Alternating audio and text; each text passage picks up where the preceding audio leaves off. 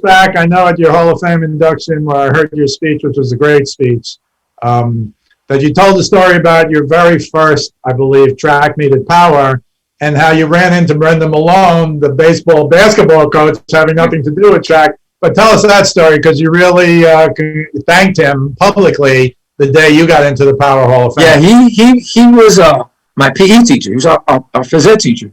Right. And I don't know what it was, but he took to me right away, and I took to him.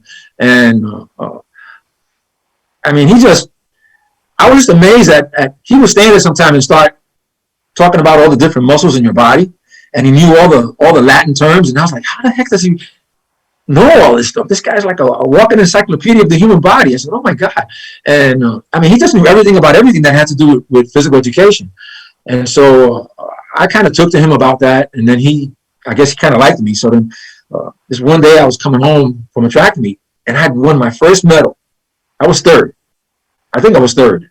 And, they gave the medals for second and third. And I was like this little 10-cent medal I got. But to me, it was the biggest thing in the world. I couldn't wait to get home. And I'm getting off the subway on 59th Street, and I'm walking past Fordham Law, and I'm walking down the street, and here comes Brendan Malone. It's a Saturday afternoon. And I'm like, what's he doing in the neighborhood on a Saturday afternoon? I guess Power had their basketball practice or something. So he's walking in the opposite direction at me, and he sees me, and he goes, hey, Tony, how you doing? And I'm going, good. I go, look. And he says, what is that? And I showed it to him, and he goes, oh, great. And he then proceeds to give me the speech about how good I could be, and about if I apply myself, and how proud he was of me. And I was like, well, he's not even my coach, but, and he like so positive, and he inspired me. And I was like, he says, he goes, you could be a champion. And he goes, this is third place. Next time you're going to get second. And then after that, you'll get first. And I mean, he just stood there and gave me this big speech, and it was great. And I'll never forget that, because he always inspired me. And then most of our track meets were on Saturdays. And so on Friday, I used to have my PE classes, and I would come into the gym, change and get into the gym. And he would say, you got a track meet tomorrow, right? I go, yeah.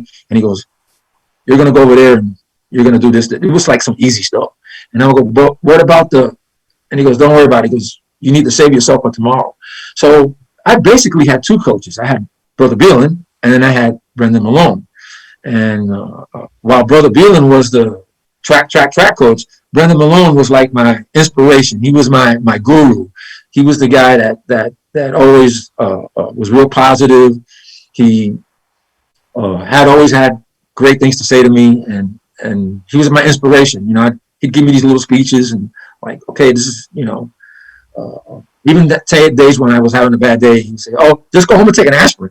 And then, I would do that, not knowing, and then years later, I asked him, I said, what was the thing about go home and take an aspirin? And he said, nothing. And he goes, well, did you feel better after you took the aspirin? I go, well, I guess. And he goes, it really didn't do anything. It was just, he knew the psychology, how to work on people. I guess that's the right way to put it.